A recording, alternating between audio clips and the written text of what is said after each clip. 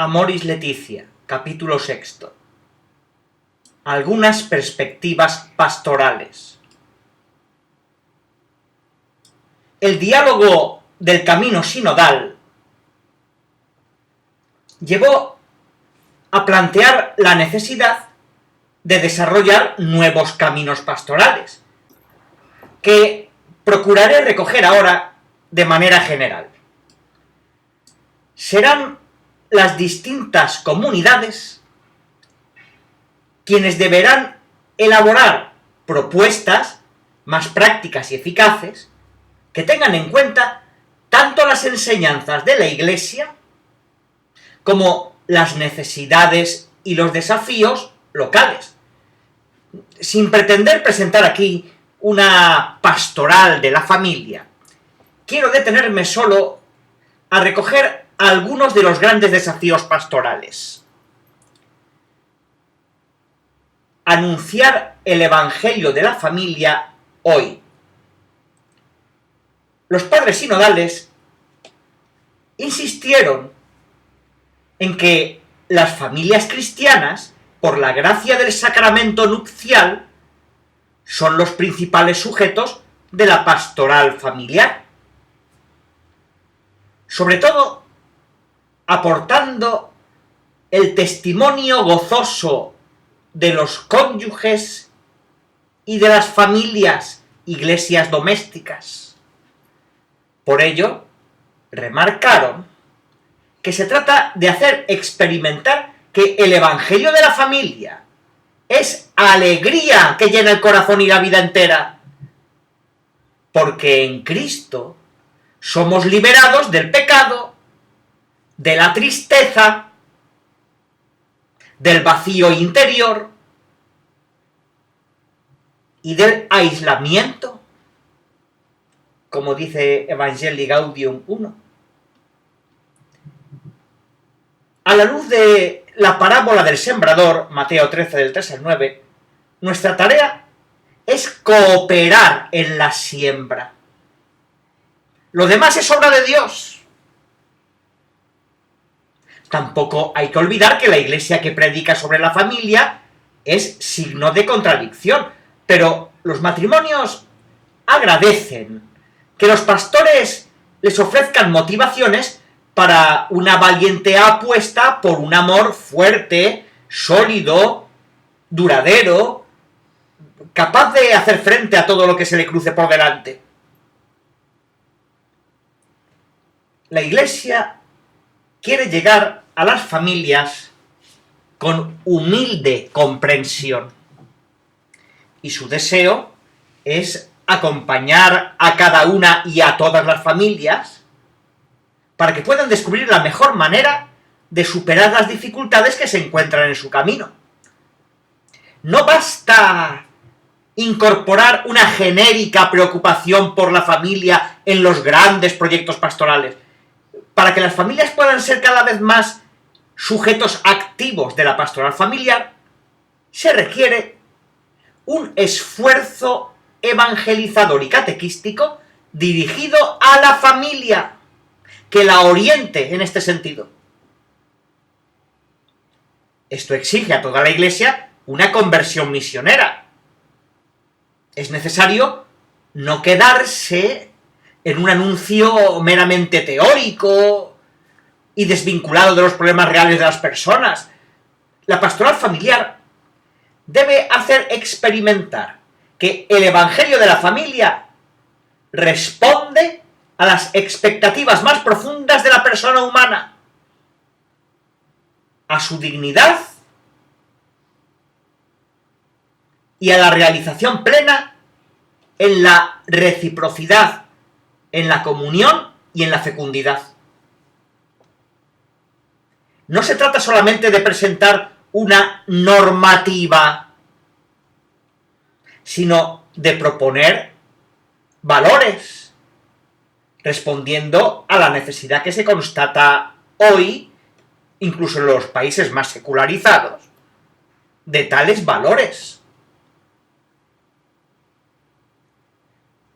También se ha subrayado la necesidad de una evangelización que denuncie con franqueza los condicionamientos culturales, sociales, políticos y económicos, como el espacio excesivo concedido a la lógica de mercado, que impiden una auténtica vida familiar, determinando discriminaciones, pobreza, exclusiones y violencia.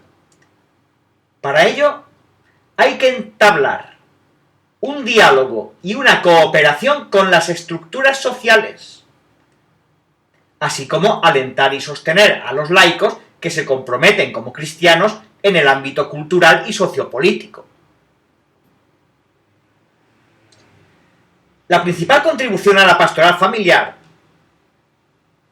la ofrece la parroquia, que es una familia de familias, donde se armonizan los aportes de las pequeñas comunidades, movimientos y asociaciones eclesiales.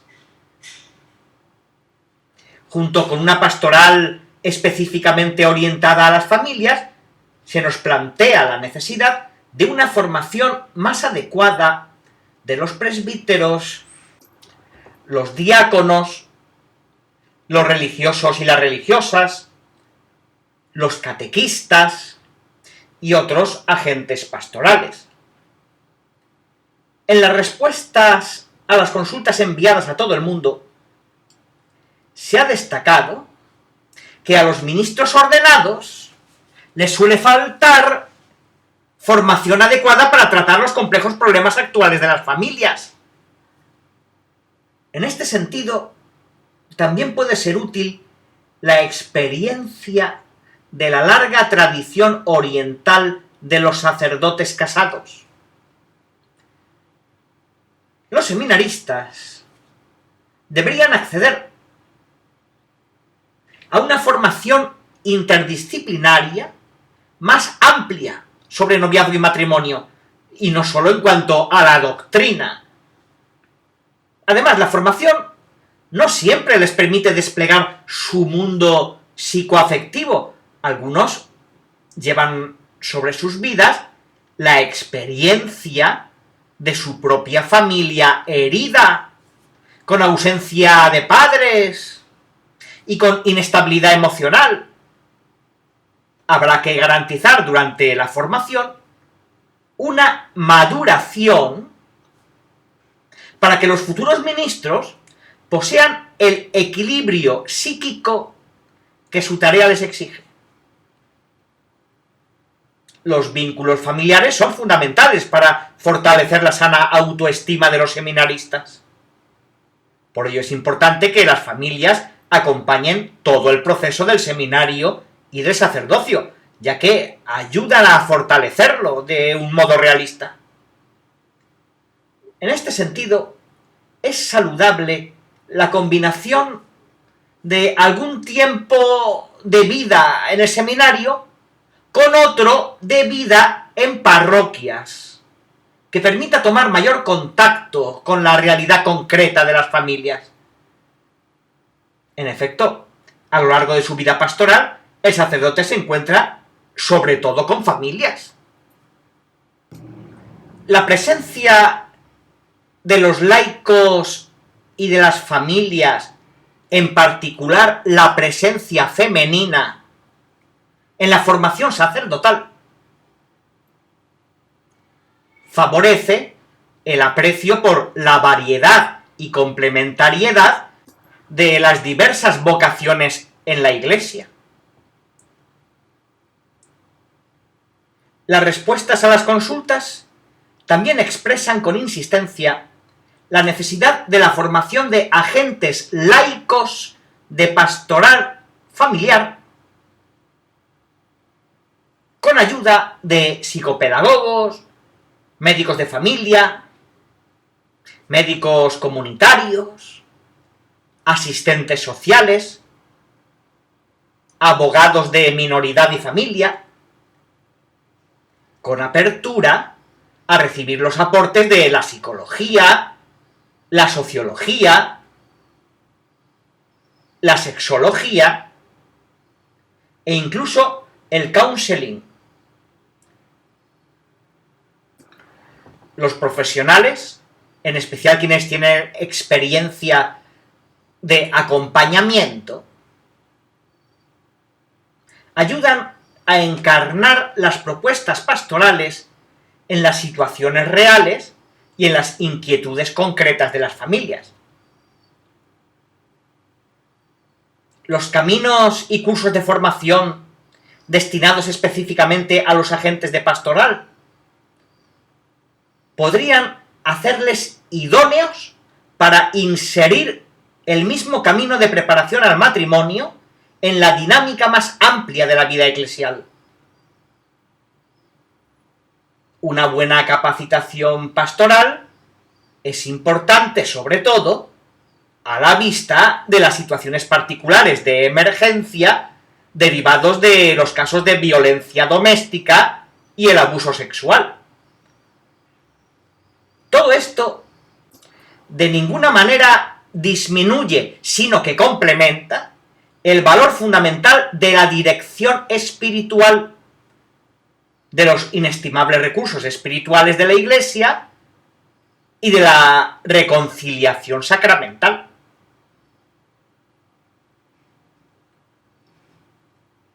Guiar a los prometidos en el camino de preparación al matrimonio. Los padres sinodales han dicho de diversas maneras que necesitamos ayudar a los jóvenes a descubrir el valor y la riqueza del matrimonio. Deben poder percibir el atractivo de una unión plena que eleva y perfecciona la dimensión social de la existencia. Otorga a la sexualidad su mayor sentido, a la vez que promueve el bien de los hijos y les ofrece el mejor contexto para su maduración y educación. La compleja realidad social y los desafíos que la familia está llamada a afrontar hoy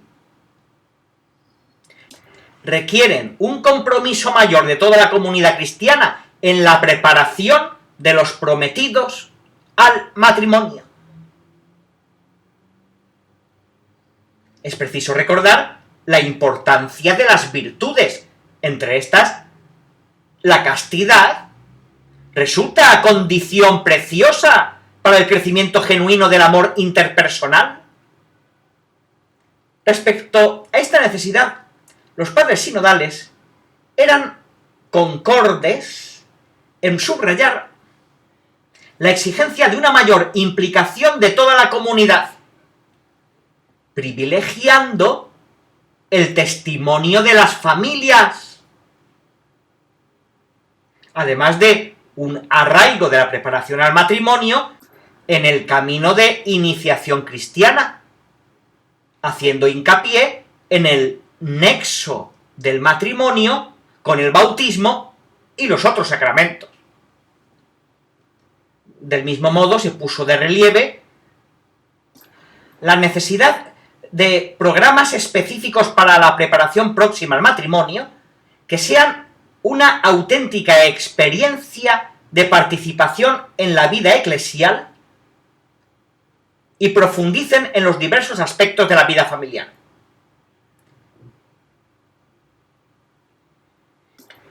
Invito a las comunidades cristianas a reconocer que acompañar el camino de amor de los novios es un bien para ellas mismas. Como bien dijeron los obispos de Italia, los que se casan son para su comunidad cristiana un precioso recurso, porque empeñándose con sinceridad para crecer en el amor y en el don recíproco, pueden contribuir a renovar el tejido mismo de todo el cuerpo eclesial. La particular forma de amistad que ellos viven puede volverse contagiosa y hacer crecer en la amistad y en la fraternidad a la comunidad cristiana de la cual forman parte. Hay diversas maneras legítimas de organizar la preparación próxima al matrimonio. Y cada iglesia local discernirá lo que sea mejor, procurando una formación adecuada que, al mismo tiempo, no aleje a los jóvenes del sacramento. No se trata de darles todo el catecismo, ni de saturarlos con demasiados temas. Porque aquí también vale que no el mucho saber harta y satisface al alma, sino el sentir y gustar de las cosas interiormente. Interesa más la calidad que la cantidad. Y hay que dar prioridad, junto con un renovado anuncio del querigma, a aquellos contenidos que, comunicados de manera atractiva y cordial, les ayuden a comprometerse en un camino de toda la vida con gran ánimo y liberalidad. Se trata de una suerte de iniciación al sacramento del matrimonio que les aporte los elementos necesarios para poder recibirlo con las mejores disposiciones y comenzar con cierta solidez la vida familiar. Conviene encontrar, además, las maneras, a través de las familias misioneras, de las propias familias de los novios y de diversos recursos pastorales, de ofrecer una preparación remota que haga madurar el amor que se tienen, con un acompañamiento cercano y testimonial. Suelen ser muy útiles los grupos de novios y las ofertas de charlas opcionales sobre una variedad de temas que interesan realmente a los jóvenes. No obstante, son indispensables algunos momentos personalizados, porque el principal objetivo es ayudar a cada uno para que aprenda a amar a esta persona concreta con la que pretende compartir toda la vida. Aprender a amar a alguien no es algo que se improvisa, ni puede ser el objetivo de un breve curso previo a la celebración del matrimonio. En realidad, cada persona se prepara para el matrimonio desde su nacimiento.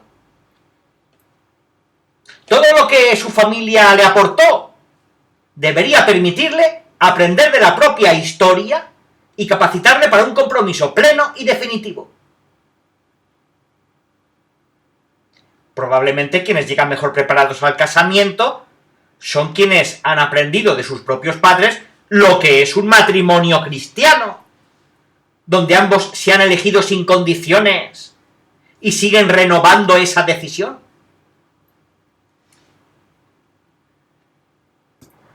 En ese sentido, todas las acciones pastorales tendientes a ayudar a los matrimonios a crecer en el amor y a vivir el Evangelio en la familia son una ayuda inestimable para que sus hijos se preparen para su futura vida matrimonial. Tampoco hay que olvidar los valiosos recursos de la pastoral popular. Para dar un sencillo ejemplo, recuerdo el día de San Valentín, que en algunos países es mejor aprovechado por los comerciantes que por la creatividad de los pastores.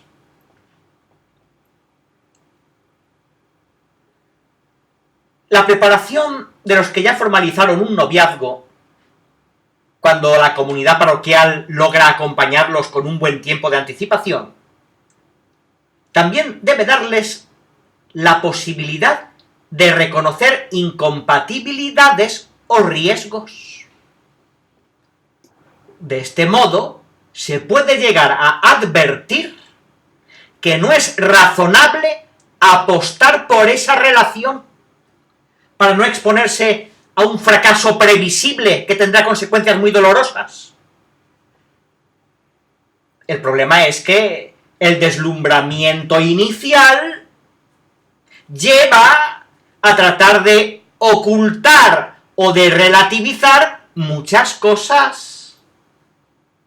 Se evita discrepar y así solo se patean las dificultades para adelante.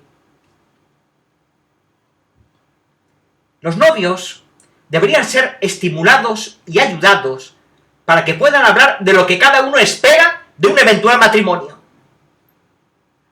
de su modo de entender lo que es el amor y el compromiso,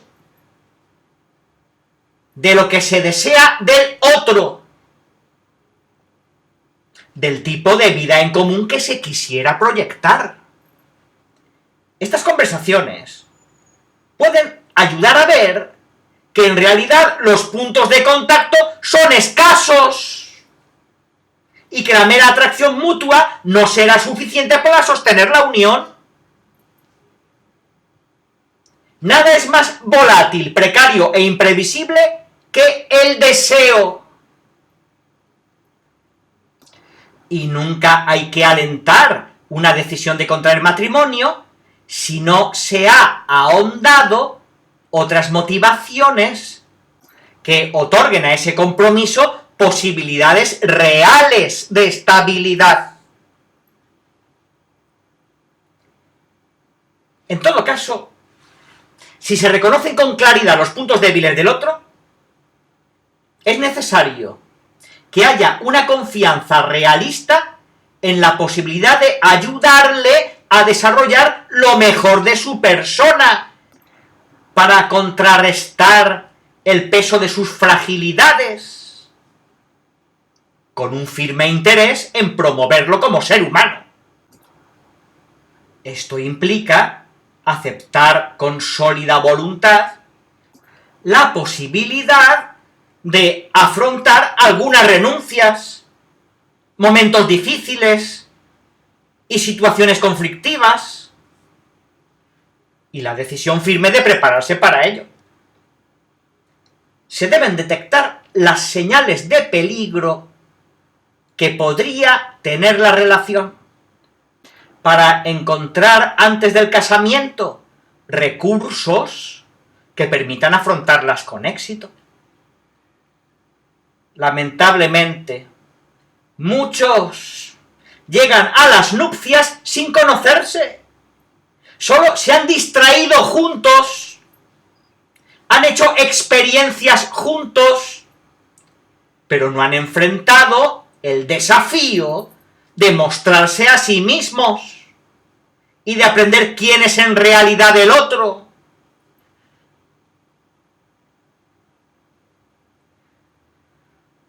Tanto la preparación próxima como el acompañamiento más prolongado deben asegurar que los novios no vean el casamiento como el final del camino, sino que asuman el matrimonio como una vocación que les lanza hacia adelante,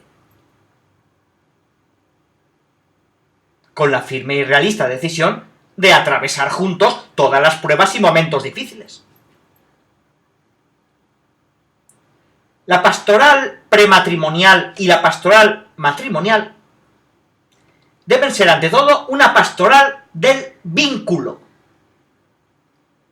donde se aporten elementos que ayuden tanto a madurar el amor como a superar los momentos duros.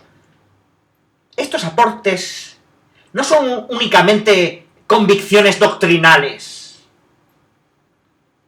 ni siquiera pueden reducirse a los preciosos recursos espirituales que siempre ofrece la Iglesia, sino que también deben ser caminos prácticos, consejos bien encarnados, tácticas tomadas de la experiencia, orientaciones psicológicas.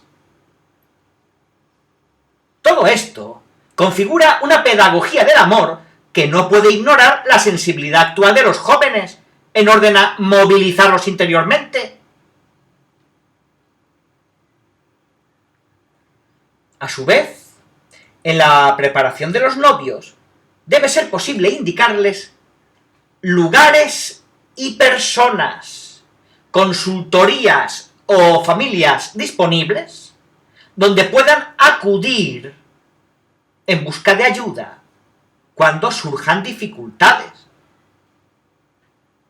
Pero nunca hay que olvidar la propuesta de la reconciliación sacramental, que permite colocar los pecados y los errores de la vida pasada y de la misma relación bajo el influjo del perdón misericordioso de Dios y de su fuerza sanadora.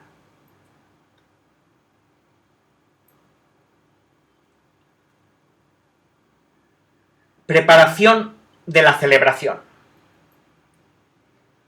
La preparación próxima al matrimonio tiende a concentrarse en las invitaciones, la vestimenta, la fiesta y los innumerables detalles que consumen tanto el presupuesto como las energías y la alegría. Los novios llegan agobiados y agotados al casamiento, en lugar de dedicar las mejores fuerzas a prepararse como pareja para el gran paso que van a dar juntos. Esta mentalidad se refleja también en algunas uniones de hecho que nunca llegan al casamiento, porque piensan en festejos demasiado costosos, en lugar de dar prioridad al amor mutuo y a su formalización ante los demás. Queridos novios, tened la valentía de ser diferentes. No os dejéis devorar por la sociedad del consumo y de la apariencia. Lo que importa es el amor que os une, fortalecido y santificado por la gracia. Vosotros sois capaces de optar por un festejo austero y sencillo, para colocar el amor por encima de todo. Los agentes de pastoral y la comunidad entera pueden ayudar a que esta prioridad se convierta en lo normal y no en la excepción.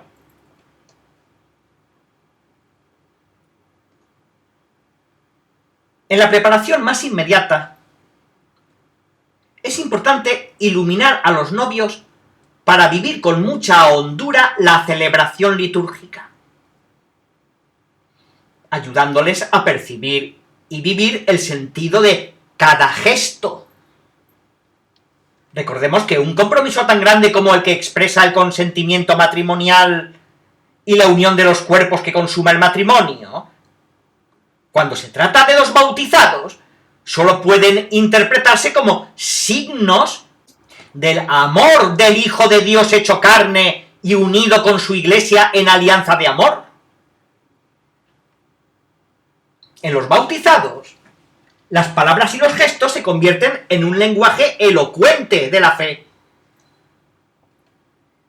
El cuerpo, con los significados que Dios ha querido infundirle al crearlo, se convierte en el lenguaje de los ministros del sacramento, conscientes de que en el pacto conyugal se manifiesta y se realiza el misterio. A veces los novios no perciben el peso teológico y espiritual del consentimiento, que ilumina el significado de todos los gestos posteriores.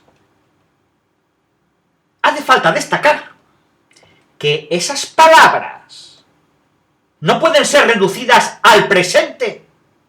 Implican una totalidad que incluye el futuro, hasta que la muerte los separe. El sentido del consentimiento muestra que libertad y fidelidad no se oponen, más bien se sostienen mutuamente, tanto en las relaciones interpersonales como en las sociales. Efectivamente, pensemos en los daños que producen en la civilización de la comunicación global la inflación de promesas incumplidas. El honor de la palabra dada, la fidelidad a la promesa, no se pueden comprar ni vender. No se puede imponer con la fuerza, pero tampoco custodiar sin sacrificio.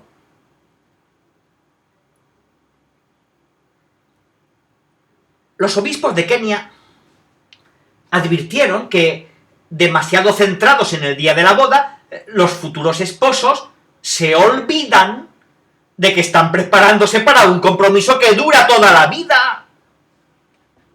Hay que ayudar a advertir que el sacramento no es solo un momento que luego pasa a formar parte del pasado y de los recuerdos, porque ejerce su influencia sobre toda la vida matrimonial de manera permanente.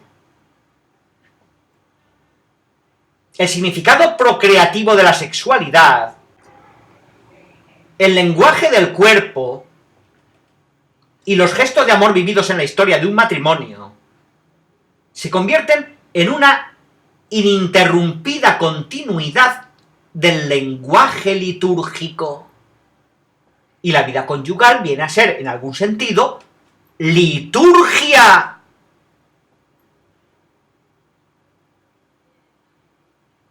También se puede meditar con las lecturas bíblicas y enriquecer la comprensión de los anillos que se intercambian o de otros signos que formen parte del rito. Pero no sería bueno que se llegue al casamiento sin haber orado juntos, el uno por el otro, pidiendo ayuda a Dios para ser fieles y generosos, preguntándole juntos a Dios qué es lo que Él espera de ellos,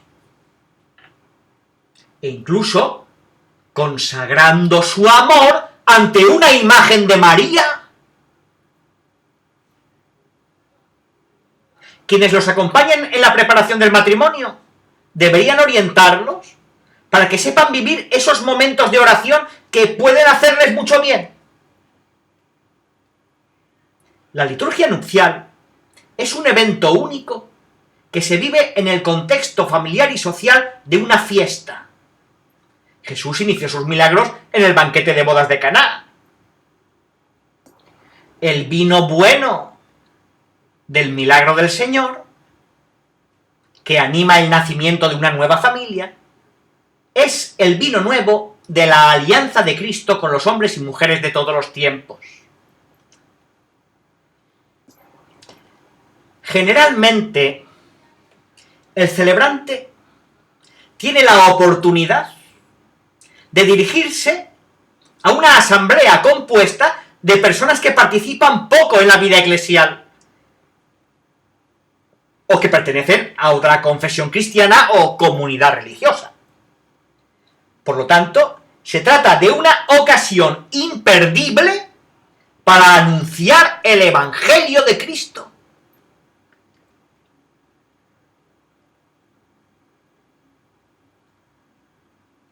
Acompañar en los primeros años de la vida matrimonial. Tenemos que reconocer como un gran valor que se comprenda que el matrimonio es una cuestión de amor, que solo pueden casarse los que se eligen libremente y se aman. No obstante, cuando el amor se convierte en una mera atracción o en una afectividad difusa, esto hace que los cónyuges sufran una extraordinaria fragilidad cuando la afectividad entra en crisis o cuando la atracción física decae. Dado que estas confusiones son frecuentes, se vuelve imprescindible acompañar en los primeros años de la vida matrimonial para enriquecer y profundizar la decisión consciente y libre de pertenecerse y de amarse hasta el fin. muchas veces el tiempo de noviazgo no es suficiente. La decisión de casarse se precipita por diversas razones. Y como si no bastara, la maduración de los jóvenes se ha retrasado. Entonces los recién casados tienen que completar ese proceso que debería haberse realizado durante el noviazgo.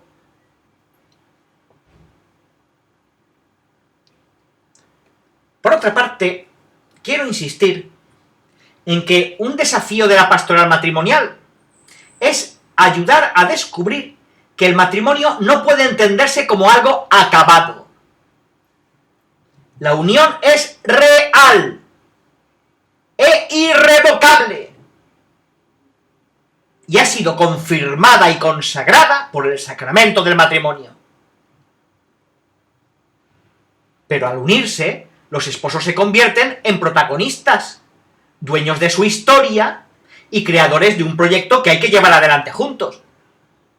La mirada se dirige al futuro, que hay que construir día a día con la gracia de Dios. Y por eso mismo, al cónyuge no se le exige que sea perfecto. Hay que dejar a un lado las ilusiones y aceptarlo como es, inacabado, llamado a crecer en proceso. Cuando la mirada hacia el cónyuge es constantemente crítica, eso indica que no se ha asumido el matrimonio también como un proyecto de construir juntos, con paciencia, comprensión, tolerancia y generosidad. Esto lleva a que el amor se ha sustituido poco a poco por una mirada inquisidora e implacable, por el control de los méritos y derechos de cada uno,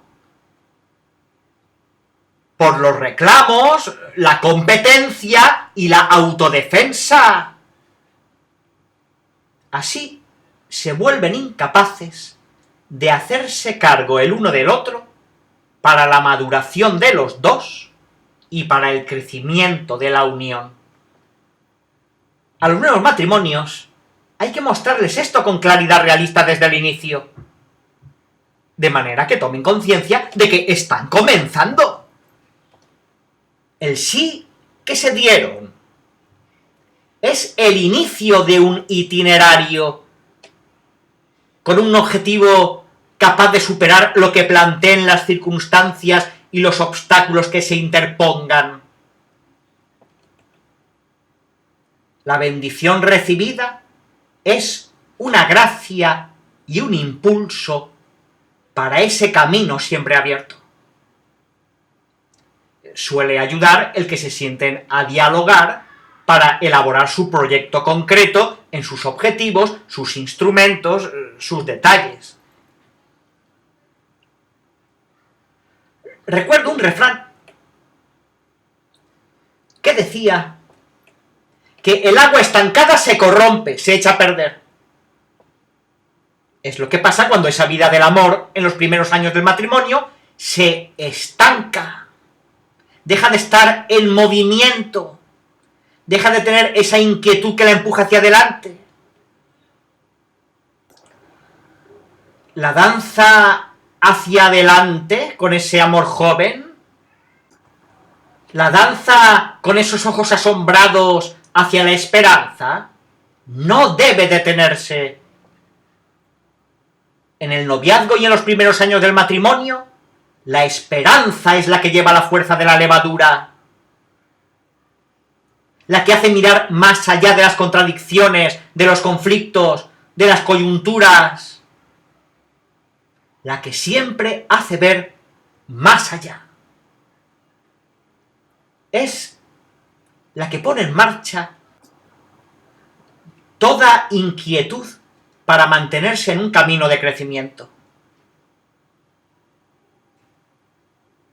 La misma esperanza nos invita a vivir a pleno el presente, poniendo el corazón en la vida familiar, porque la mejor forma de preparar y consolidar el futuro es vivir bien el presente,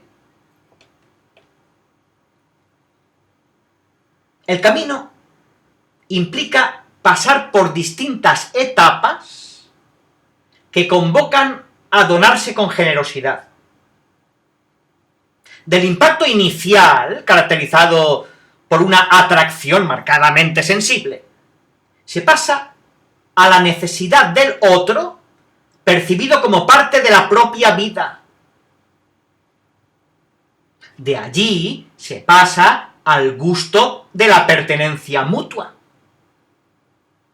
Luego, a la comprensión de la vida entera como un proyecto de los dos. A la capacidad de poner la felicidad del otro por encima de las propias necesidades. Y al gozo de ver el propio matrimonio como un bien para la sociedad.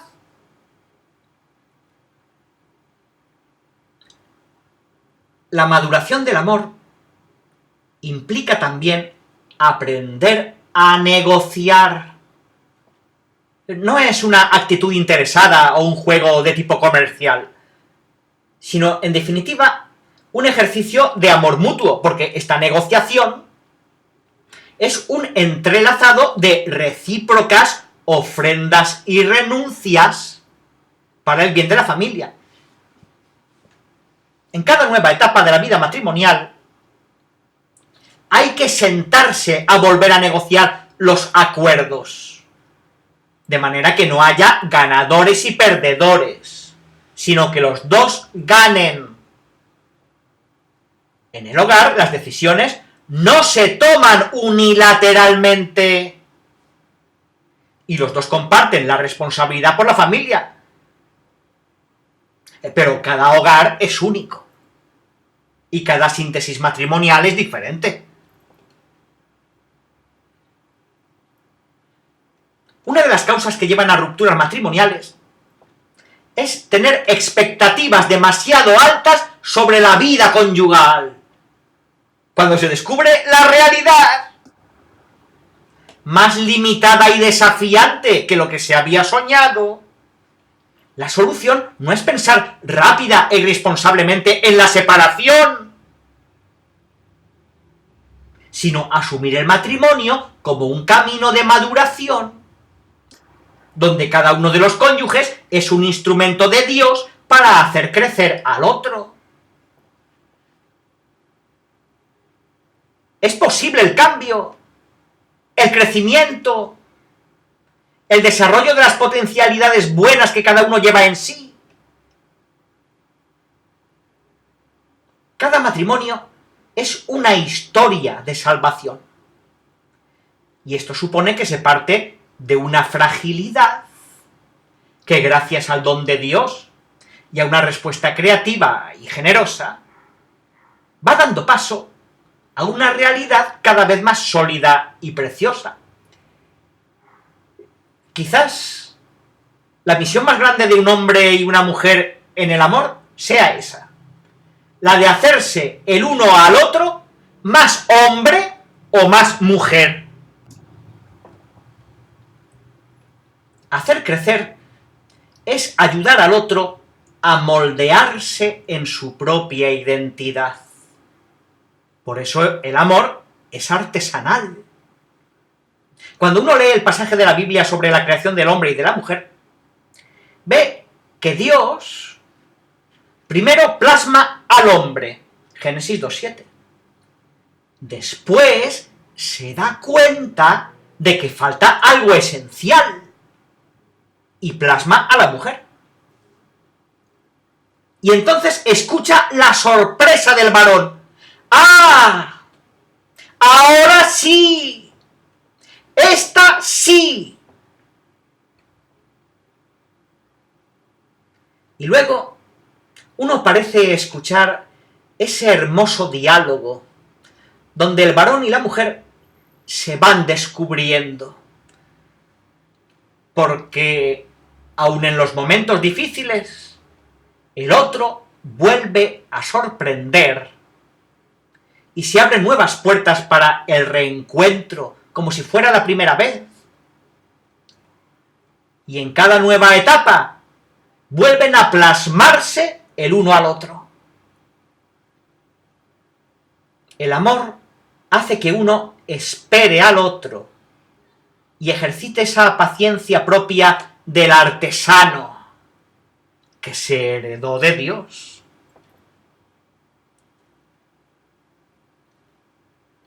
El acompañamiento debe alentar a los esposos a ser generosos en la comunicación de la vida. De acuerdo con el carácter personal y humanamente completo del amor conyugal, el camino adecuado para la planificación familiar presupone un diálogo consensual entre los esposos, el respeto de los tiempos y la consideración de la dignidad de cada uno de los miembros de la pareja. En este sentido, es preciso redescubrir el mensaje de la encíclica Humane Vitae y la exhortación apostólica Familiaris Consortio, para contrarrestar una mentalidad a menudo hostil a la vida. La elección responsable de la paternidad presupone la formación de la conciencia, que es el núcleo más secreto y el sagrario del hombre, en el que éste se siente a solas con Dios, cuya voz resuena en el recinto más íntimo de aquella. En la medida en que los esposos traten de escuchar más en su conciencia a Dios y sus mandamientos, y se hagan acompañar espiritualmente, tanto más su decisión será íntimamente libre de un arbitrio subjetivo y del acomodamiento a los modos de comportarse en su ambiente.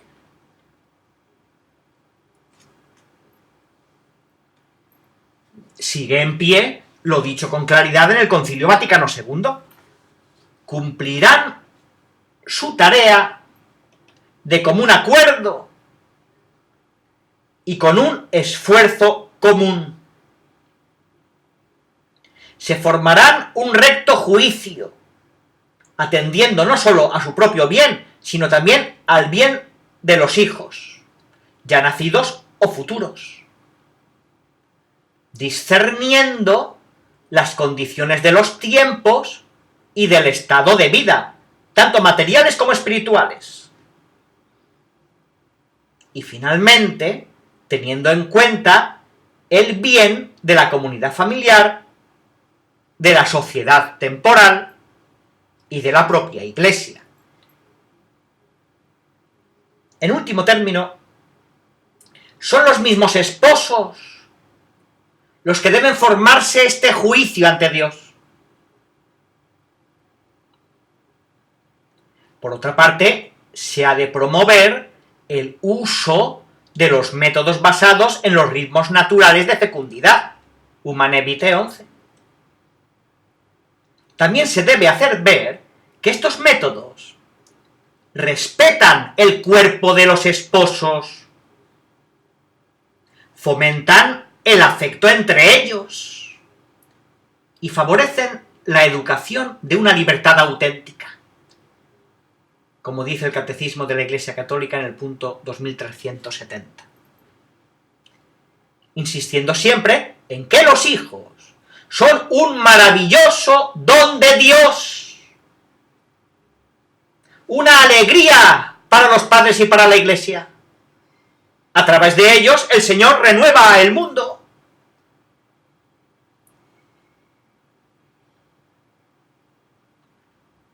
Algunos recursos. Los padres sinodales han indicado que los primeros años de matrimonio son un periodo vital y delicado durante el cual los cónyuges crecen en la conciencia de los desafíos y del significado del matrimonio. De aquí la exigencia de un acompañamiento pastoral que continúe después de la celebración del sacramento. Resulta de gran importancia en esta pastoral la presencia de esposos con experiencia, La parroquia se considera el lugar donde los cónyuges expertos pueden ofrecer su disponibilidad a ayudar a los más jóvenes, con el eventual apoyo de asociaciones, movimientos eclesiales y nuevas comunidades.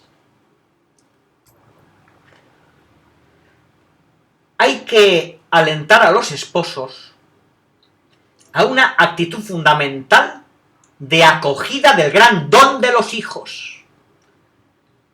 Es preciso resaltar la importancia de la espiritualidad familiar, de la oración y de la participación en la Eucaristía dominical, y alentar a los cónyuges a reunirse regularmente para que crezca la vida espiritual y la solidaridad en las exigencias concretas de la vida.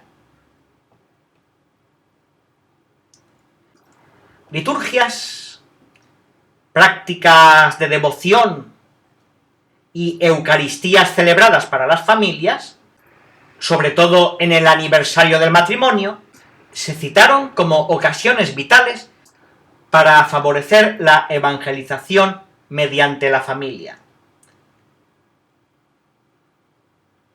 Este camino es una cuestión de tiempo. El amor necesita tiempo disponible y gratuito, que coloque otras cosas en un segundo lugar. Hace falta tiempo para dialogar, para abrazarse sin prisa, para compartir proyectos, para escucharse, para mirarse, para valorarse, para fortalecer la relación. A veces, el problema es el ritmo frenético de la sociedad, o los tiempos que imponen los compromisos laborales. Otras veces, el problema es que el tiempo que se pasa juntos no tiene calidad. Solo compartimos un espacio físico, pero sin prestarnos atención el uno al otro. Los agentes pastorales y los grupos matrimoniales deberían ayudar a los matrimonios jóvenes o frágiles a aprender a encontrarse en esos momentos, a detenerse el uno frente al otro, e incluso a compartir momentos de silencio que los obliguen a experimentar la presencia del cónyuge. Los matrimonios que tienen una buena experiencia de aprendizaje en este sentido pueden aportar los recursos prácticos que les han sido de utilidad. La programación de los momentos para estar juntos gratuitamente, los tiempos de recreación con los hijos, las diversas maneras de celebrar cosas importantes, los espacios de espiritualidad compartida. Pero también pueden enseñar recursos que ayudan a llenar de contenido y de sentido esos momentos para aprender a comunicarse mejor. Esto es de suma importancia cuando se ha apagado la novedad del noviazgo. Porque cuando no se sabe qué hacer con el tiempo compartido, uno u otro de los cónyuges terminará refugiándose en la tecnología. Inventará otros compromisos, buscará otros brazos,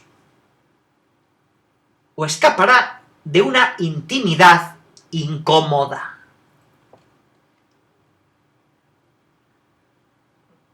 A los matrimonios jóvenes también hay que estimularlos a crear una rutina propia, que brinda una sana sensación de estabilidad y de seguridad, y que se construye con una serie de rituales cotidianos compartidos. Es bueno darse siempre un beso por la mañana, bendecirse todas las noches, esperar al otro y recibirlo cuando llega, tener alguna salida juntos, compartir tareas domésticas, Pero al mismo tiempo es bueno cortar la rutina con la fiesta.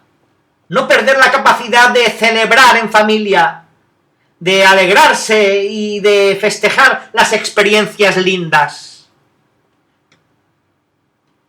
Necesitan sorprenderse juntos por los dones de Dios y alimentar juntos el entusiasmo por vivir. Cuando se sabe celebrar esta capacidad, renueva la energía del amor. Lo libera de la monotonía y llena de color y de esperanza la rutina diaria. Los pastores debemos alentar a las familias a crecer en la fe. Para ello es bueno animar a la confesión frecuente, la dirección espiritual, la asistencia a retiros. Pero no hay que dejar de invitar a crear espacios semanales de oración familiar. Porque la familia que reza unida, permanece unida. A su vez, cuando visitemos los hogares, deberíamos convocar a todos los miembros de la familia a un momento para orar unos por otros y para poner la familia en las manos del Señor. Al mismo tiempo, conviene alentar a cada uno de los cónyuges a tener momentos de oración en soledad ante Dios, porque cada uno tiene sus cruces secretas. ¿Por qué no contarle a Dios lo que perturba al corazón? O pedirle la fuerza para sanar las propias heridas. E implorar las luces que se necesitan para poder mantener el propio compromiso. Los padres sinodales también remarcan que la palabra de Dios es fuente de vida y espiritualidad para la familia. Toda la pastoral familiar deberá dejarse modelar interiormente y formar a los miembros de la iglesia doméstica mediante la lectura orante y eclesial de la Sagrada Escritura. La palabra de Dios no solo es una buena nueva para la vida privada de las personas, sino también un criterio de juicio y una luz para el discernimiento de los diversos desafíos que deben afrontar los cónyuges y las familias.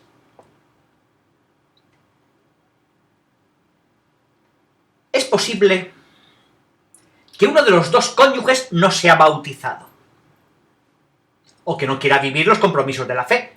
En ese caso, el deseo del otro de vivir y crecer como cristiano hace que la indiferencia de ese cónyuge sea vivida con dolor. No obstante, es posible encontrar algunos valores comunes que se puedan compartir y cultivar con entusiasmo. De todos modos, amar al cónyuge incrédulo, darle felicidad, aliviar sus sufrimientos y compartir la vida con él, es un verdadero camino de santificación.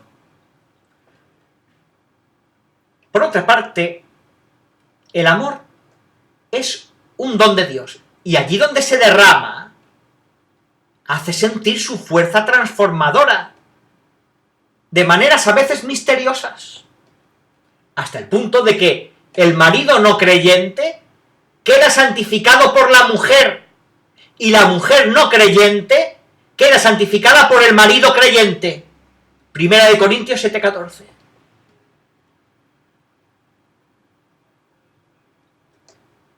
Las parroquias, los movimientos, las escuelas y otras instituciones de la Iglesia pueden desplegar diversas mediaciones para cuidar y reavivar a las familias.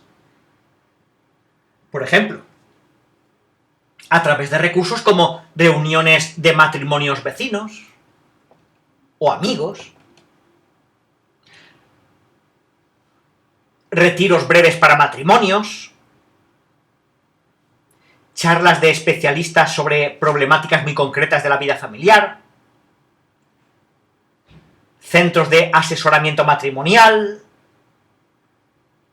agentes misioneros orientados a conversar con los matrimonios sobre sus dificultades y anhelos, consultoría sobre diferentes situaciones familiares, adicciones, infidelidad, violencia familiar, espacios de espiritualidad, talleres de formación para padres con hijos problemáticos, asambleas familiares. La Secretaría Parroquial debería contar con la posibilidad de acoger con cordialidad y de atender las urgencias familiares, o de derivar fácilmente hacia quienes puedan ayudarles. También hay un apoyo pastoral que se da en los grupos de matrimonios, tanto de servicio o de misión, de oración, de formación o de apoyo mutuo. Estos grupos brindan la ocasión de dar, de vivir la apertura de la familia a los demás, de compartir la fe. Pero al mismo tiempo son un medio para fortalecer al matrimonio y hacerlo crecer.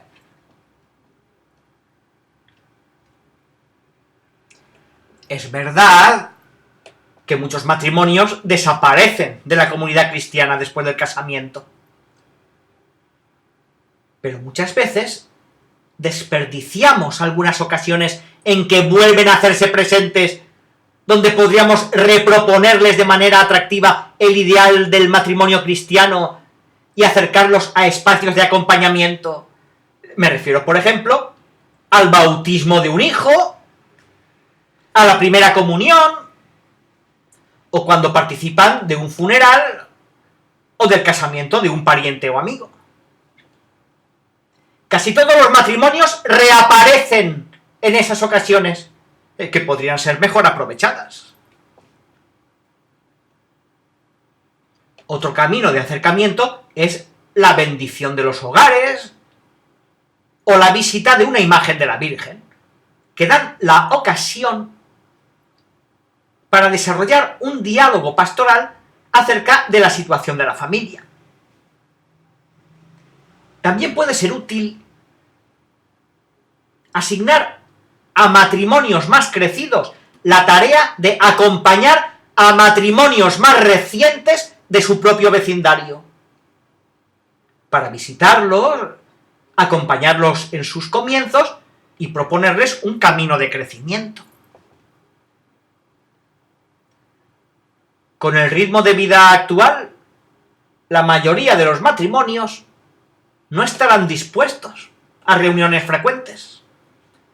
Y no podemos reducirnos a una pastoral de pequeñas élites.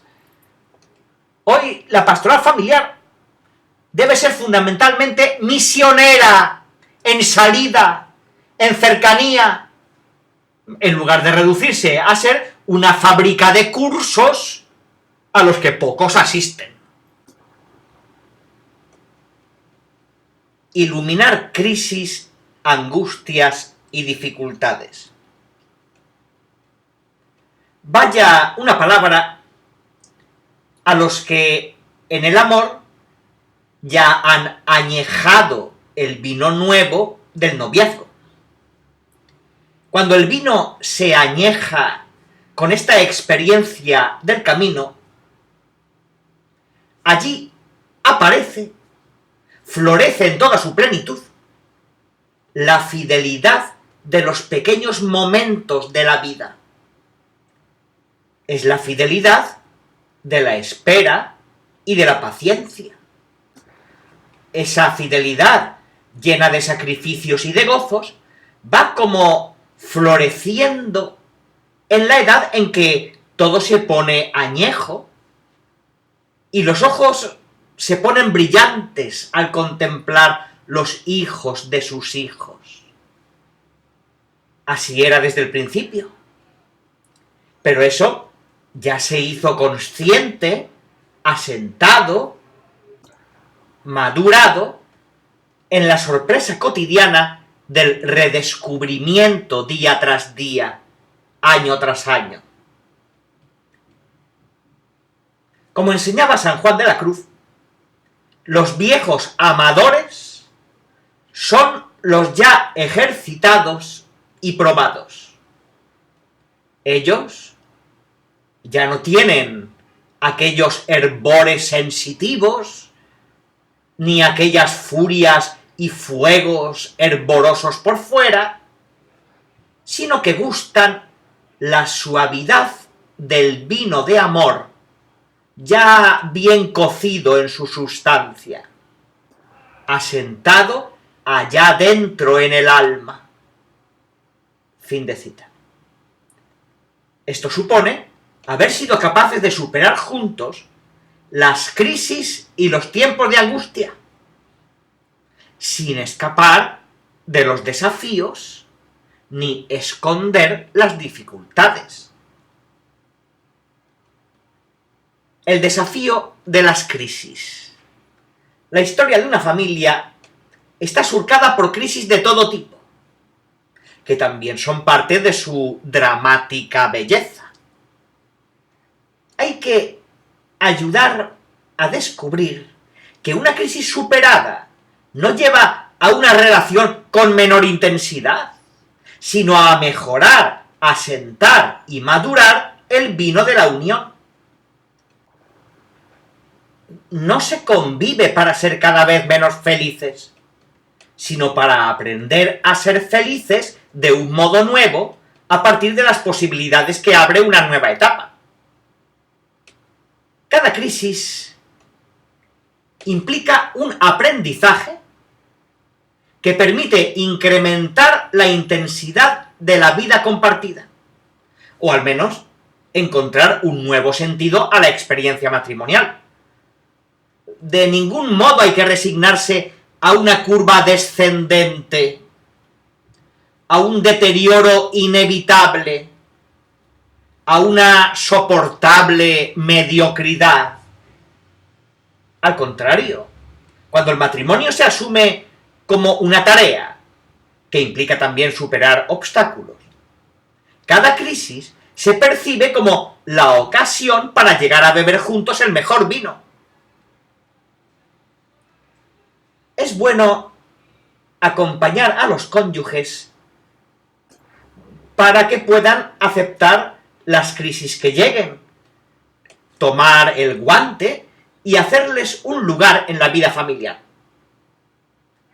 Los matrimonios experimentados y formados deben estar dispuestos a acompañar a otros en este descubrimiento, de manera que las crisis no los asusten ni los lleven a tomar decisiones apresuradas. Cada crisis esconde una buena noticia que hay que saber escuchar afinando el oído del corazón. La reacción inmediata es resistirse ante el desafío de una crisis, ponerse a la defensiva por sentir que escapa al propio control, porque muestra la insuficiencia de la propia manera de vivir, y eso incomoda. Entonces se usa el recurso de negar los problemas, esconderlos, relativizar su importancia, apostar solo al paso del tiempo. Pero eso retarda la solución y lleva a consumir mucha energía en un ocultamiento inútil que complicará todavía más las cosas. Los vínculos se van deteriorando y se va consolidando un aislamiento que daña la intimidad. Es una crisis no asumida. Lo que más se perjudica es la comunicación. De ese modo, poco a poco, alguien que era la persona que amo pasa a ser quien me acompaña siempre en la vida. Luego, solo el padre o la madre de mis hijos. Y al final, un extraño. Para enfrentar una crisis se necesita estar presentes. Es difícil, porque a veces las personas se aíslan para no manifestar lo que sienten. Se arrinconan en el silencio mezquino y tramposo. En estos momentos es necesario crear espacios para comunicarse de corazón a corazón. El problema es que se vuelve más difícil comunicarse así en un momento de crisis, si nunca se aprendió a hacerlo. Es todo un arte que se aprende en tiempos de calma para ponerlo en práctica en los tiempos duros. Hay que ayudar a descubrir las causas más ocultas en los corazones de los cónyuges y a enfrentarlas como un parto que pasará y dejará un nuevo tesoro. Pero las respuestas a las consultas realizadas remarcan que en situaciones difíciles o críticas, la mayoría no acude al acompañamiento pastoral, ya que no lo siente comprensivo, cercano, realista, encarnado. Por eso, tratemos ahora de acercarnos a las crisis matrimoniales con una mirada que no ignore su carga de dolor y de angustia. Hay crisis comunes que suelen ocurrir en todos los matrimonios, como la crisis de los comienzos, cuando hay que aprender a compatibilizar las diferencias y desprenderse de los padres. O la crisis de la llegada del hijo, con sus nuevos desafíos emocionales. La crisis de la crianza, que cambia los hábitos del matrimonio. La crisis de la adolescencia del hijo, que exige muchas energías, desestabiliza a los padres y a veces los enfrenta entre sí. La crisis del nido vacío, que obliga a la pareja a mirarse nuevamente a sí misma. La crisis que se origina en la vejez de los padres de los cónyuges, que reclaman más presencia, cuidados y decisiones difíciles. Son situaciones exigentes que provocan miedos, sentimientos de culpa, depresiones o cansancios que pueden afectar gravemente a la unión. A estas se suman las crisis personales que inciden en la pareja, relacionadas con dificultades económicas, laborales, afectivas, sociales, espirituales, y se agregan circunstancias inesperadas que pueden alterar la vida familiar y que exigen un camino de perdón y de reconciliación. Al mismo tiempo que intenta dar el paso del perdón, cada uno tiene que preguntarse con serena humildad si no ha creado las condiciones para exponer al otro a cometer ciertos errores. Algunas familias sucumben cuando los cónyuges se culpan mutuamente, pero la experiencia muestra que con una ayuda adecuada y con la acción de reconciliación de la gracia, un gran porcentaje de crisis matrimoniales se superan de manera satisfactoria. Saber perdonar y sentirse perdonados es una experiencia fundamental en la vida familiar. El difícil arte de la reconciliación, que requiere del sostén de la gracia, necesita la generosa colaboración de familiares y amigos, y a veces incluso de ayuda externa y profesional.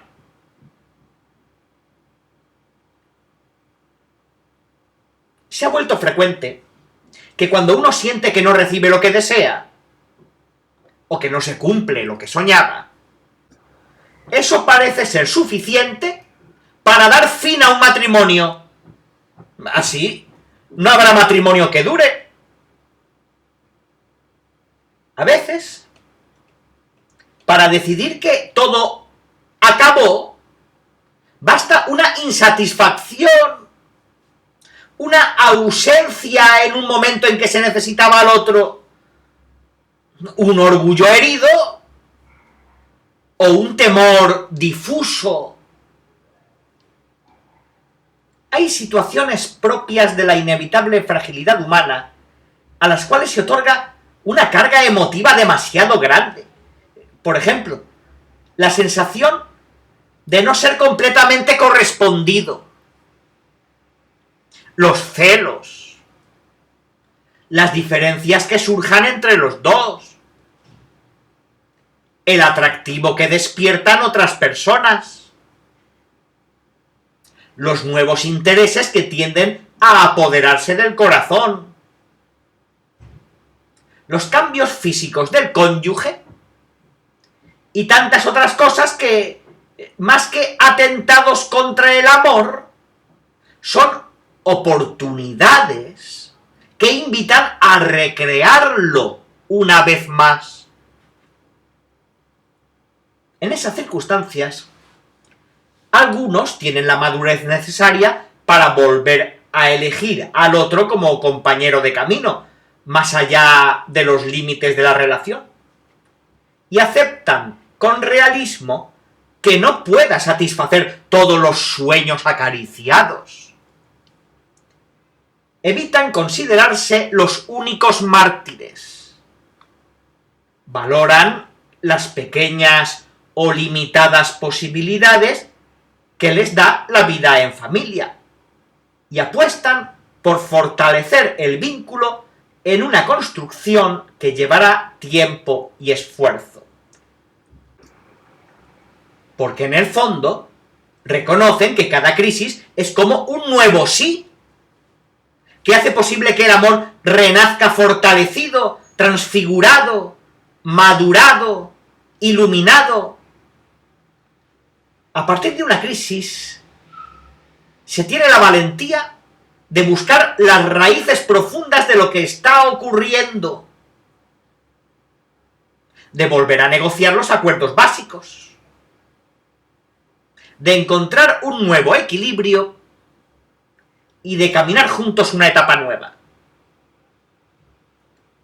Con esta actitud de constante apertura, se pueden afrontar muchas situaciones difíciles. De todos modos, reconociendo que la reconciliación es posible, hoy descubrimos que un ministerio dedicado a aquellos cuya relación matrimonial se ha roto parece particularmente urgente.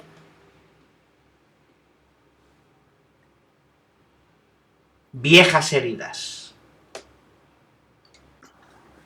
Es comprensible que en las familias haya muchas crisis cuando alguno de sus miembros no ha madurado su manera de relacionarse porque no ha sanado heridas de alguna etapa de su vida.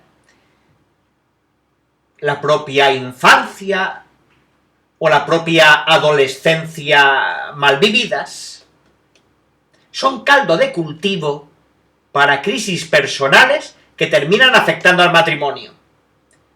Si todos fueran personas que han madurado normalmente, las crisis serían menos frecuentes o menos dolorosas. Pero el hecho es que a veces las personas necesitan realizar a los 40 años una maduración atrasada que debería haberse logrado al final de la adolescencia.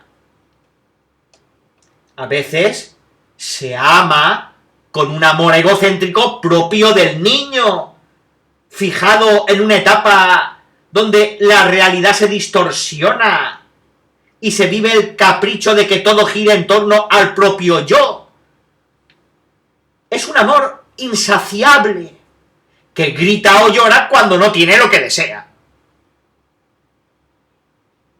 Otras veces se ama con un amor fijado en una etapa adolescente, marcado por la confrontación, la crítica ácida, el hábito de culpar a los otros, la lógica del sentimiento y de la fantasía, donde los demás deben llenar los propios vacíos o seguir los propios caprichos. Muchos terminan su niñez sin haber sentido jamás que son amados incondicionalmente. Y eso lastima su capacidad de confiar y de entregarse. Una relación mal vivida con los propios padres y hermanos, que nunca ha sido sanada, reaparece y daña la vida conyugal. Entonces hay que hacer un proceso de liberación que jamás se enfrentó. Cuando la relación entre los cónyuges no funciona bien, antes de tomar decisiones importantes, conviene asegurarse de que cada uno haya hecho ese camino de curación de la propia historia. Eso exige reconocer la necesidad de sanar, pedir con insistencia la gracia de perdonar y de perdonarse, aceptar ayuda, buscar motivaciones positivas y volver a intentarlo una y otra vez. Cada uno tiene que ser muy sincero consigo mismo para reconocer que su modo de vivir el amor tiene estas inmadureces. Por más que parezca evidente que toda la culpa es del otro, nunca es posible superar una crisis esperando que solo cambie el otro. También hay que preguntarse por las cosas que uno mismo podría madurar o sanar para favorecer la superación del conflicto.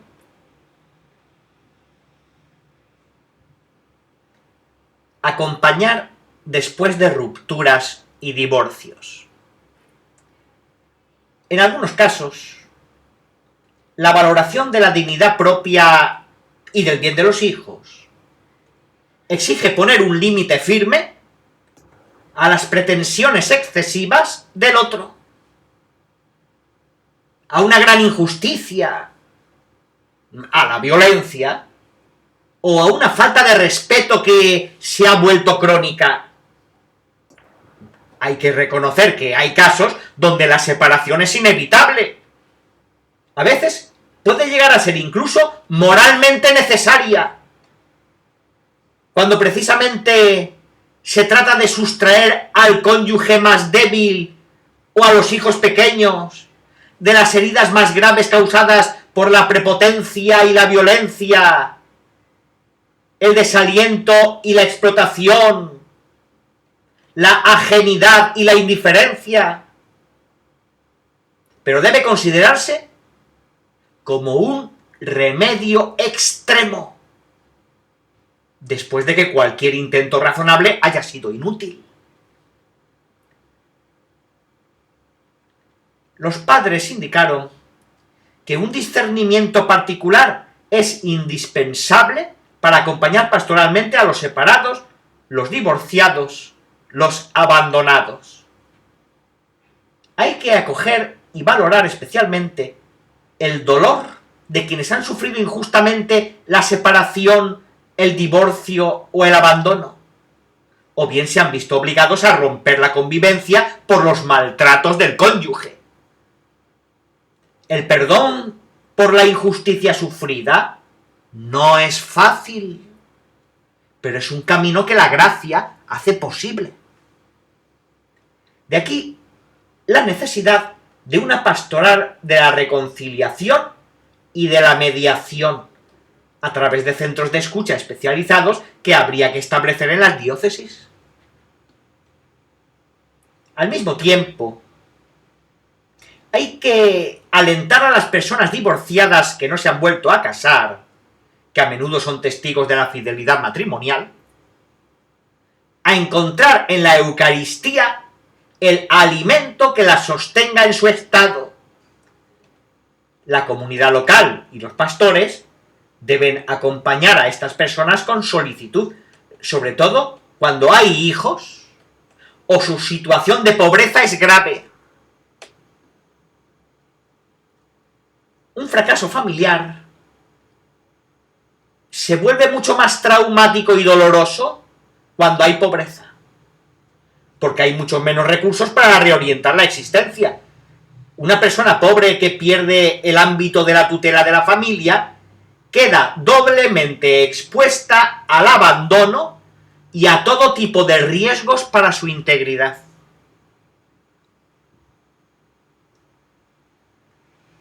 A las personas divorciadas que viven en nueva unión, es importante hacerles sentir que son parte de la Iglesia, que no están excomulgadas y no son tratadas como tales porque siempre integran la comunión eclesial. Estas situaciones exigen un atento discernimiento y un acompañamiento con gran respeto, evitando todo lenguaje y actitud que las haga sentir discriminadas y promoviendo su participación en la vida de la comunidad. Para la comunidad cristiana, hacerse cargo de ellos no implica un debilitamiento de su fe y de su testimonio acerca de la indisolubilidad matrimonial. Es más, en ese cuidado expresa precisamente su caridad. Por otra parte, un gran número de padres subrayó la necesidad de hacer más accesibles y ágiles, posiblemente totalmente gratuitos, los procedimientos para el reconocimiento de los casos de nulidad. La lentitud de los procesos irrita y cansa a la gente.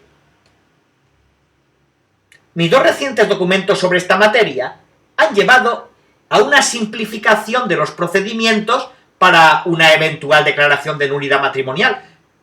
A través de ellos, también he querido hacer evidente que el mismo obispo en su iglesia, de la que es constituido pastor y cabeza, es por eso mismo juez entre los fieles que se le han confiado.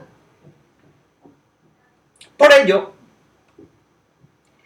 la aplicación de estos documentos es una gran responsabilidad para los ordinarios diocesanos, llamados a juzgar ellos mismos algunas causas y a garantizar en todos los modos un acceso más fácil de los fieles a la justicia. Esto implica la preparación de un número suficiente de personal, integrado por clérigos y laicos, que se dedique de modo prioritario a este servicio eclesial.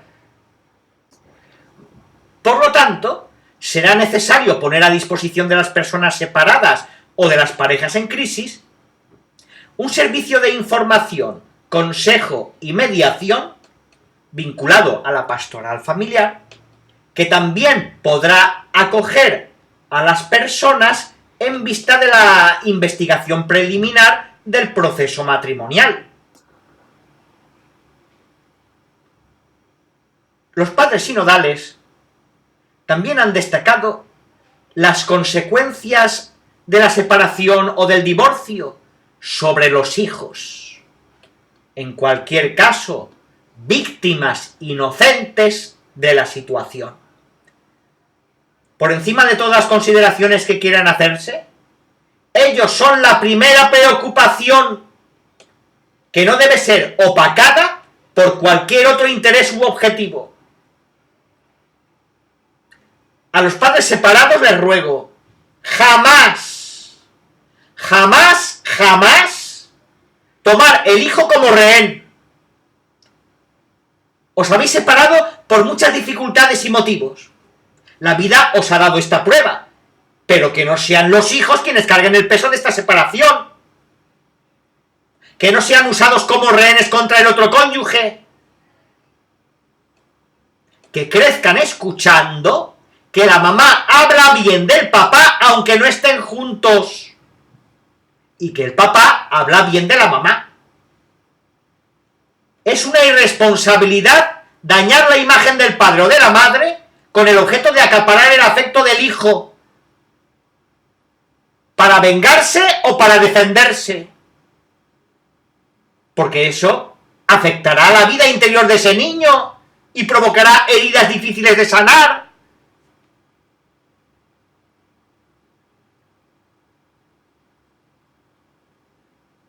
La Iglesia, aunque comprende las situaciones conflictivas que deben atravesar los matrimonios, no puede dejar de ser voz de los más frágiles, que son los hijos que sufren, muchas veces en silencio.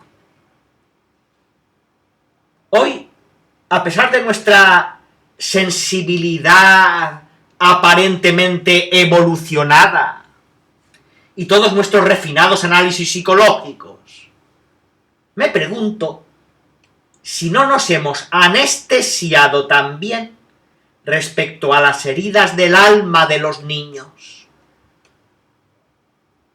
Sentimos el peso de la montaña que aplasta el alma de un niño en las familias donde se trata mal y se hace el mal hasta romper el vínculo de la fidelidad conyugal. Estas malas experiencias no ayudan a que esos niños maduren para ser capaces de compromisos definitivos. Por esto las comunidades cristianas no deben dejar solos a los padres divorciados en nueva unión.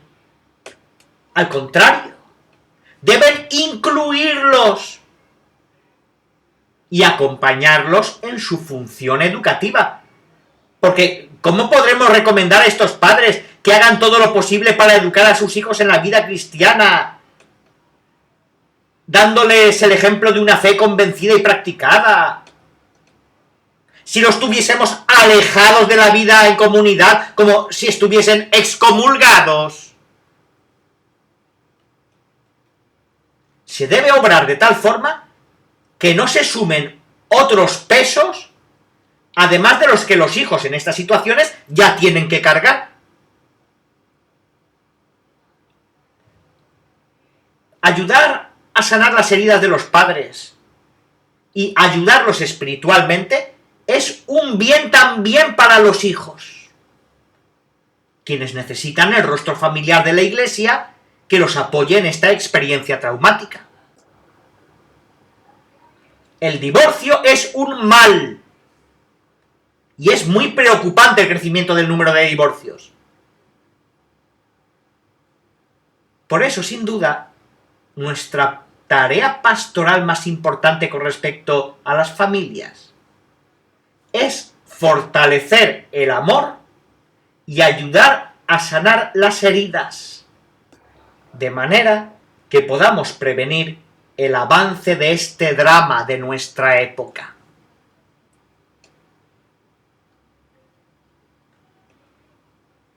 Algunas situaciones complejas. Las problemáticas relacionadas con los matrimonios mixtos requieren una atención específica. Los matrimonios entre católicos y otros bautizados presentan, aun en su particular fisonomía, numerosos elementos que es necesario valorar y desarrollar, tanto por su valor intrínseco como por la aportación que pueden dar al movimiento ecuménico. A tal fin, se debe buscar una colaboración cordial entre el ministro católico y el no católico, desde el tiempo de la preparación al matrimonio y a la boda.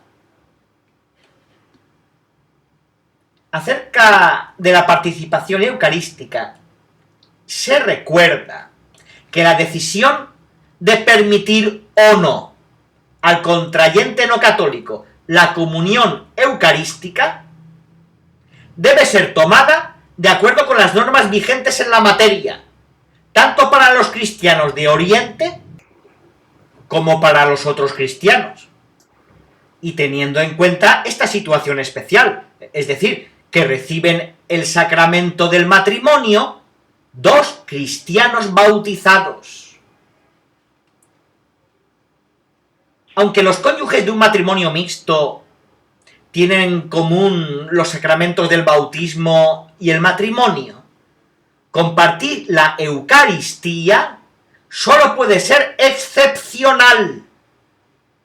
Y en todo caso, deben observarse las disposiciones establecidas.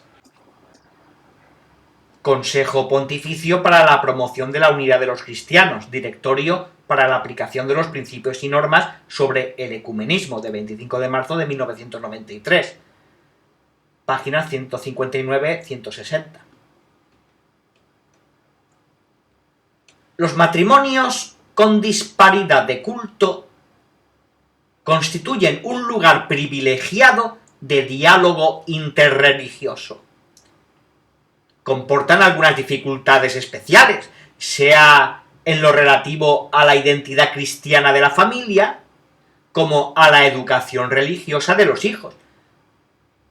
El número de familias compuestas por uniones conyugales con disparidad de culto, en aumento en los territorios de misión, e incluso en países de larga tradición cristiana, requiere urgentemente una atención pastoral diferenciada en función de los diversos contextos sociales y culturales. En algunos países donde no existe la libertad de religión, el cónyuge cristiano es obligado a cambiar de religión para poder casarse, y no puede celebrar el matrimonio canónico con disparidad de culto ni bautizar a los hijos. Por lo tanto, debemos reafirmar la necesidad de que la libertad religiosa sea respetada para todos. Se debe prestar especial atención a las personas que se unen en este tipo de matrimonios, no solo en el periodo previo a la boda. Desafíos peculiares enfrentan las parejas y las familias en las que uno de los cónyuges es católico y el otro un no creyente. En estos casos es necesario testimoniar la capacidad del Evangelio de sumergirse en estas situaciones para hacer posible la educación en la fe cristiana de los hijos. Las situaciones referidas al acceso al bautismo de personas que están en una condición matrimonial compleja presentan dificultades particulares. Se trata de personas que contrajeron una unión matrimonial estable en un momento en que al menos uno de ellos aún no conocía la fe cristiana. Los obispos están llamados a ejercer en estos casos un discernimiento pastoral acorde con el bien espiritual de ellos. La Iglesia hace suyo el comportamiento del Señor Jesús, que en un amor ilimitado se ofrece a todas las personas, sin excepción. Con los padres sinodales he tomado en consideración la situación de las familias que viven la experiencia de tener en su seno a personas con tendencias homosexuales. Una experiencia nada fácil, ni para los padres ni para sus hijos. Por eso, deseamos ante todo reiterar que toda persona, independientemente de su tendencia sexual, ha de ser respetada en su dignidad y acogida con respeto, procurando evitar todo signo de discriminación injusta, y particularmente cualquier forma de agresión y violencia. Por lo que se refiere a las familias, se trata, por su parte, de asegurar un respetuoso acompañamiento, con el fin de que aquellos que manifiestan una tendencia homosexual puedan contar con la ayuda necesaria para comprender y realizar plenamente la voluntad de Dios en su vida. En el curso del debate sobre la dignidad y la misión de la familia, los padres sinodales han hecho notar que los proyectos de equiparación de las uniones entre personas homosexuales con el matrimonio no existe ningún fundamento para asimilar o establecer analogías, ni siquiera remotas, entre las uniones homosexuales y el designio de Dios sobre el matrimonio y la familia. Es inaceptable que las iglesias locales sufran presiones en esta materia y que los organismos internacionales condicionen la ayuda financiera a los países pobres a la introducción de leyes que instituyan el matrimonio, entre comillas, entre personas del mismo sexo. Las familias monoparentales tienen con frecuencia origen a partir de madres o padres biológicos que nunca han querido integrarse en la vida familiar, las situaciones de violencia en las cuales uno de los progenitores se ve obligado a huir con sus hijos, la muerte o el abandono de la familia por uno de los padres. Y otras situaciones.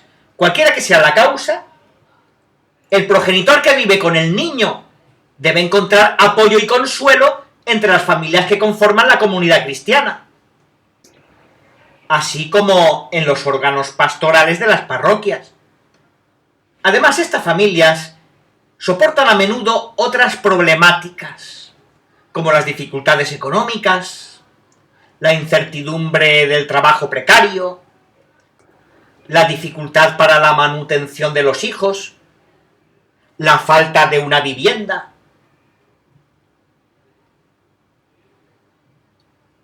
Cuando la muerte clava su aguijón. A veces, la vida familiar se ve desafiada por la muerte de un ser querido. No podemos dejar de ofrecer la luz de la fe para acompañar a las familias que sufren en esos momentos. Abandonar a una familia cuando la lastima una muerte sería una falta de misericordia. Perder una oportunidad pastoral. Y esa actitud puede cerrarnos las puertas para cualquier otra acción evangelizadora. Comprendo la angustia de quien ha perdido una persona muy amada. Un cónyuge con quien ha compartido tantas cosas. Jesús mismo se conmovió y se echó a llorar en el velatorio de un amigo. Juan 11, 33-35. ¿Y cómo no comprender el lamento de quien ha perdido un hijo? Porque es como si se detuviese el tiempo. Se abre un abismo que traga el pasado y también el futuro. Y a veces se llega incluso a culpar a Dios. ¿Cuánta gente, los comprendo, se enfada con Dios? La viudez es una experiencia particularmente difícil. Algunos, cuando les toca vivir esta experiencia, muestran que saben volcar sus energías todavía con más entrega en los hijos y los nietos. Y encuentran en esta experiencia de amor una nueva misión educativa. A quienes no cuentan con la presencia de familiares a los que dedicarse y de los cuales recibir afecto y cercanía, la comunidad cristiana debe sostenerlos con particular atención y disponibilidad, sobre todo si se encuentran en condiciones de indigencia. En general, el duelo por los difuntos puede llevar bastante tiempo, y cuando un pastor quiere acompañar ese proceso, tiene que adaptarse a las necesidades de cada una de sus etapas. Todo el proceso está surcado por preguntas sobre las causas de la muerte, sobre lo que se podría haber hecho, sobre lo que vive una persona en el momento previo a la muerte. Con un camino sincero y paciente de oración y de liberación interior, vuelve la paz. En algún momento del duelo hay que ayudar a descubrir que quienes hemos perdido un ser querido todavía tenemos una misión que cumplir y que no nos hace bien querer prolongar el sufrimiento como si eso fuera un homenaje. La persona amada no necesita nuestro sufrimiento, ni le resulta halagador que arruinemos nuestras vidas.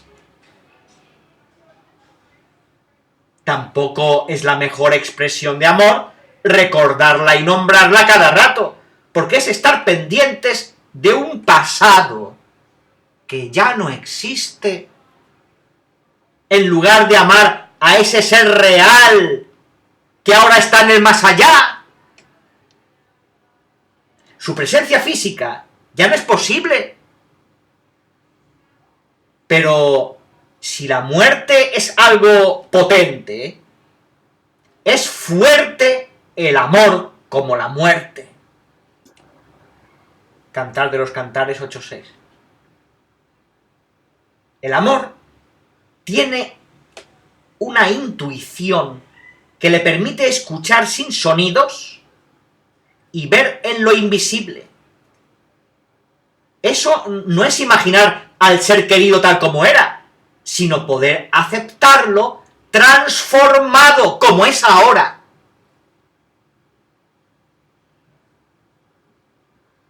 Jesús resucitado, cuando su amiga María quiso abrazarlo con fuerza, le pidió que no lo tocara. Juan 20:17, para llevarla a un encuentro diferente.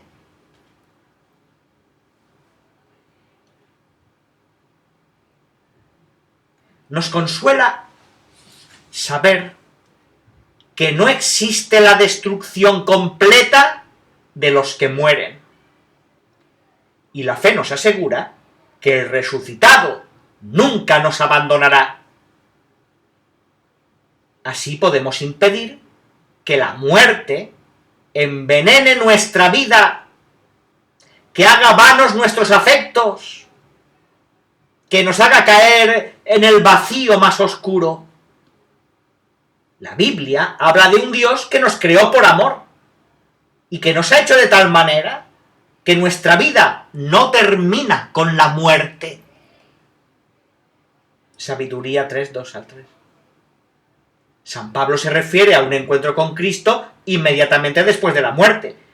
Deseo partir para estar con Cristo. Filipenses 1:23. Con Él, después de la muerte, nos espera lo que Dios ha preparado para los que lo aman. Primera de Corintios 2:9.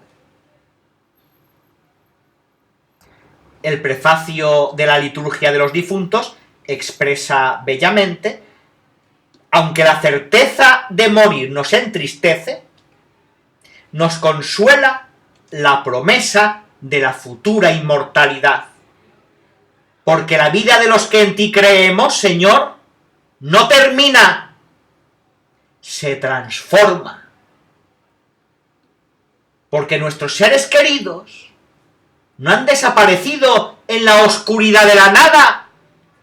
La esperanza nos asegura que ellos están en las manos buenas y fuertes de Dios.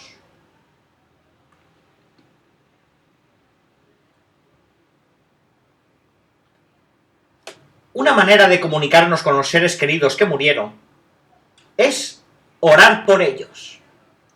Dice la Biblia que rogar por los difuntos es santo y piadoso. Segunda de Macabeos 12, 44-45. Orar por ellos puede no solamente ayudarles, sino también hacer eficaz su intercesión en nuestro favor. El Apocalipsis presenta a los mártires intercediendo por los que sufren la injusticia en la tierra. Apocalipsis 6, del 9 al 11. Solidarios con este mundo en camino. Algunos santos, antes de morir, consolaban a sus seres queridos, prometiéndoles que estarían cerca ayudándoles. Santa Teresa de Lisieux sentía el deseo de seguir haciendo el bien desde el cielo. Santo Domingo afirmaba que sería más útil después de muerto, más poderoso en obtener gracias.